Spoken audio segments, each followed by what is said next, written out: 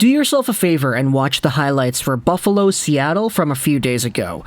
It was a 7-4 Seattle Kraken victory, and this was a pretty historic game.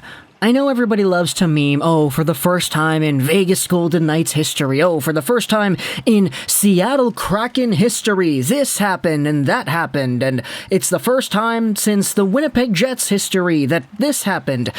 And everybody memes about that stuff, but this game for Seattle, Buffalo, was a pretty interesting one. Because not only for the first time did the Seattle Kraken actually go out there and score a shorthanded goal, but they scored two. The first two goals of this game were shorthanded markers by the Seattle Kraken, and there was one guy who actually had an assist on both of those goals. His name was Rasmus Dahlin. Now, that's not official. He's not a Seattle Kraken, therefore he can't assist on Seattle Kraken goals, but if you watch the game and you watch the highlights, he pretty much assisted on the opening Seattle Kraken goals, and he really didn't have himself the best game. In fact, this game was pretty notable because it was in Buffalo, it was in KeyBank Arena in front of the hometown fans, and these fans started booing every time Rasmus Dahlin touched the puck afterwards. It was really weird to see, but this hometown crowd in Buffalo was booing their own guy Rasmus Dahlin. Why?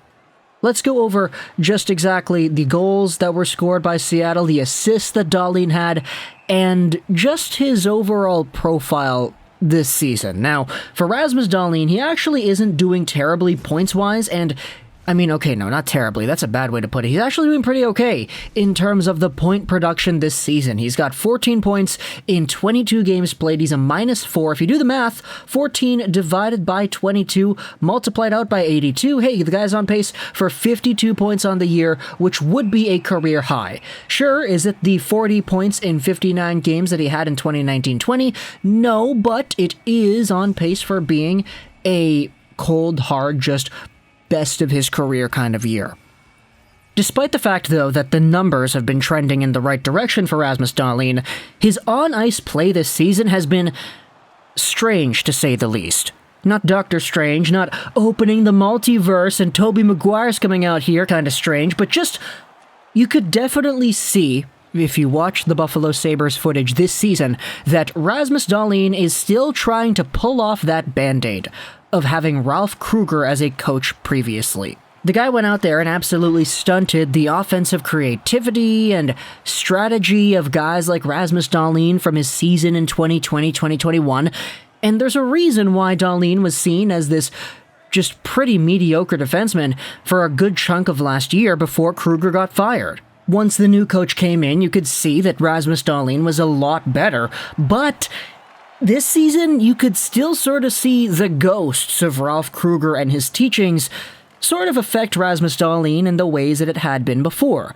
Rasmus Dahlin, despite still having that offensive creativity and the skills to actually be a top defenseman in this league, hasn't really had that defensive responsibility nor the defensive aggression to really transcend that label of being just another guy so far. I get it, he was first overall in 2018. This guy had a boatload of expectations, but the way he is playing right now hasn't really been all too reminiscent of what you would define as a first overall caliber player, mostly because of those wounds.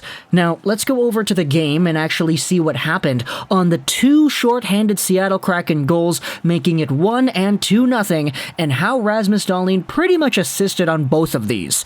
So, the very first shorthanded goal in Seattle Kraken history sees the Kraken dumping it down into the Sabres zone.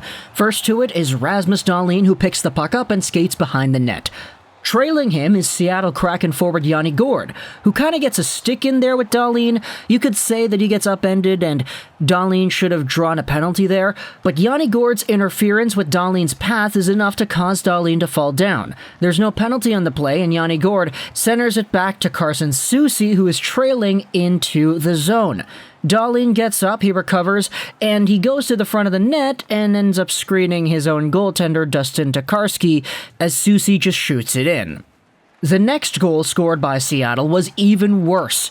This one, Dahlin has it at the blue line. He tries to do a very cheeky backhand pass over to the left half boards to Tage Thompson, I believe, but Brandon Tanev is there to easily intercept the pass and power his way to the opposite side of the ice.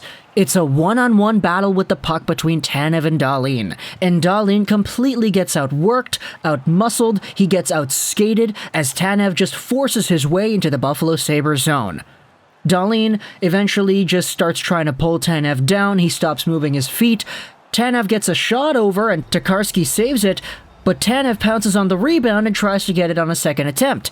During the second attempt, Rasmus Dahlin ends up finding himself in the blue paint as he sneaks in behind Tokarski, trying to act as the second goaltender, but Tanev shoots it off of Dahlin and in, and you could see he celebrates, okay, there's 2 shorthanded goals scored here by the Kraken, the first 2 shorthanded goals scored by this organization ever, and Dahlin looks like an absolute pylon on both of them.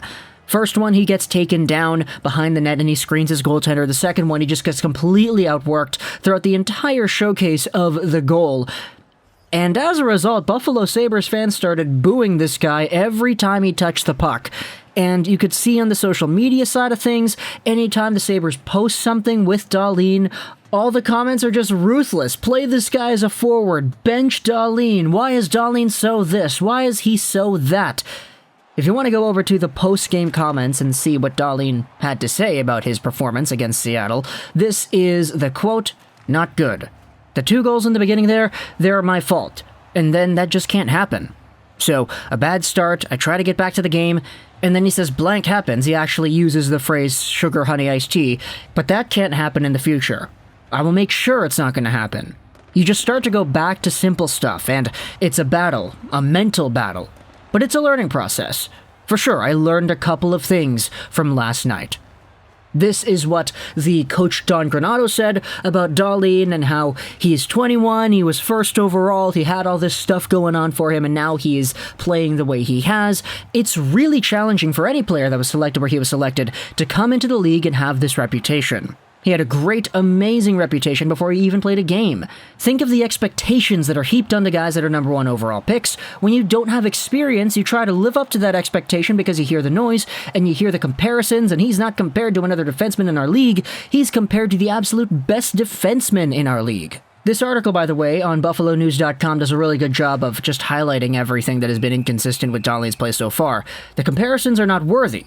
Coronato said that Dahlin needs to tweak his game more on certain nights, needs to take a step back after a bad play, and not try to impose his will on an opponent to make up for mistakes, which is exactly what the coach thinks he tries to do on the Brandon Tanev goal, which was absolutely terrible. Coronato says over here that the issue is not going to be resolved by him yelling at Dahlin or him screaming at Dahlin or benching Dahlin. Dahlin's got to make those mistakes, like he did on the Tanev goal, and learn from it. That was a mistake. He tried too hard. Dahlin said that today, go out early, work harder, reflect on that type of stuff, and you will get better, but it helps for sure that our coach Coronato does indeed believe in me. The article then goes over a whole bunch of other stuff with Dahlin and his defensive deficiencies where he's screening his goaltenders, which he has done a lot over the past few days over here. The Lucas Raymond overtime winner was a Dahlin screen in front for Tokarski. The Jaden Schwartz goal the other day, also against the Seattle Kraken, was another one of these plays where he completely takes himself out of the play by just backing up too far. And he says himself, it starts with the gap. It starts with how we take their speed, not letting the other team get in our zone and then box them out, get their sticks. That creates a lot of confidence. If you've started with a good defensive game, you create a lot of offense throughout the game. You've got to stick with it and learn and get better. So, for Rasmus Dahlin, the guy hasn't really had himself a great season. Sure, statistically he's on pace for a career high in terms of points and all that, but just the on-ice product itself, oh boy, it's been bad, and I think for Dahlin, there's a reason this guy started getting booed out there by the Buffalo Sabres fan base, and I get it, I do want Dahlin to go out there and succeed, everybody does, right? The guy's 21 years old, he had all this hype coming into the season, everybody was like, oh, Erik Karlsson this, Erik Karlsson, this is going to be the defenseman version of a Matthews or a McDavid because they went first overall in the previous years, and he's so good.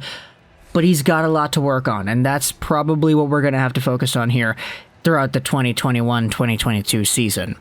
So, talk to me in the comments if you're a Sabres fan. What do you think about Rasmus Dahlin? If you're a fan of any other team, please let me know your opinions on what this guy has been going through and how it's been affecting his play. Let me know in the comments all your thoughts and opinions. I hope you enjoyed this video.